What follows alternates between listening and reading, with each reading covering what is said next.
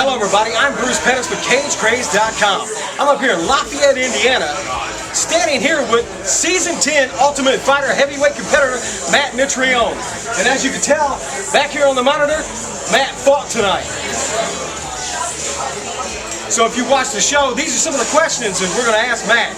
Now Matt, throughout the interview of the show, you claim that you had some mental issues. Do you really hear voices in your head? No, the only voice I hear in my head is my wife nagging me all the time. No, that was just part of me just having fun. My personality is pretty free-spirited, happy-go-lucky.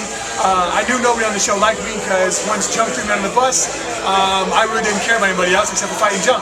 So since I was bored and I had no friends, I figured, what the hell, I'm just going to start having fun with people and trying to put people on edge and kind of make them, be a little bit wary and be concerned about it. Now Matt, how do you feel before a fight? Do you get really nervous? Or are you just really raring to go? Actually, no. Before fights, it's really peaceful, and I think it's I like a really relaxed environment. I don't need tense because I can get tense on my own. So just a relaxed environment where I can just kind of bounce around. I listen to opera. I listen to classical music. I don't need high intensity or aggressive things. So no, not really. I'm about as laid back as I think I can get. Great.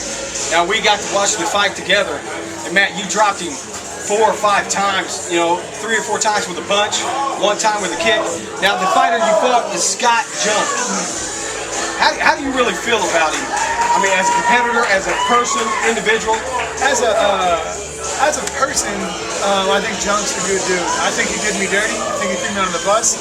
I don't know why he did that. I don't know what benefit he got out of that. But I think he's a good dude. I just think he kind of got wrapped up in the house. And once he did that, I had to start manipulating things to make sure I could fight him and kind of show him, hey, you messed with the wrong dude.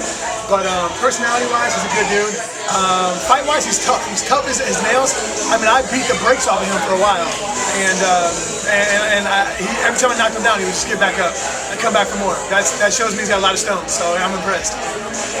Now, as far as your cardio now, I noticed that in the fight, and you really got real sluggish there at the end.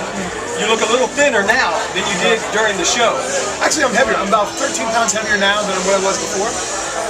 But I've been working a tremendous amount on my lactic threshold, my work capacity. So the volume of work I can put my body through before I get gassed is pretty substantial now, especially compared to what it was. Honestly, I didn't know that I was in that situation. I didn't know that my body would get tired like that because I had never pushed myself to that limit, and as a result, I saw it. But the good thing is that I know that I'm not going to quit. Granted, I was winning. Oh yeah.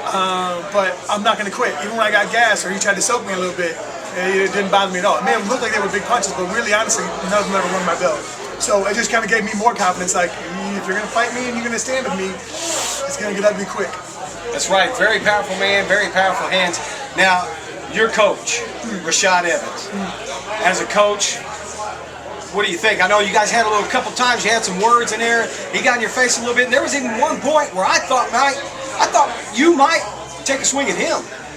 No, I was never going to swing on him. That's really not my flavor to do that. But I'll be honest with you, Rashad and I didn't get along a whole lot. He was a good coach to me, man. He didn't know me from Adam. He expected me to come out and perform, but he thought that I was afraid, that I was making excuses, that I was doing this and that. He just didn't know me any better. So I can't really get pissed at him because he didn't know I got thrown on the bus. They didn't know anything like that. So I get emotionally tied into it because it really upsets me to hear people talk shit about me. But he didn't know any better, so I can understand why he had those sentiments and those concerns. And so it's difficult and stressful, but from his point, I can see why they're valid. All right. Ladies and gentlemen, once again from Lafayette, Indiana, feel free to come up and join Matt Mitrione every Wednesday night. And the name of the place is Where Else? Absolutely. Which is, where else would you go watch a fight? Right. And also you can catch me on mattmitrione.com, mattmitrione.com. Check it out, and thanks a lot for the time. From Purdue, here in Lafayette, Indiana, Purdue graduate, and Ultimate Fighter competitor, Matt Mitrione.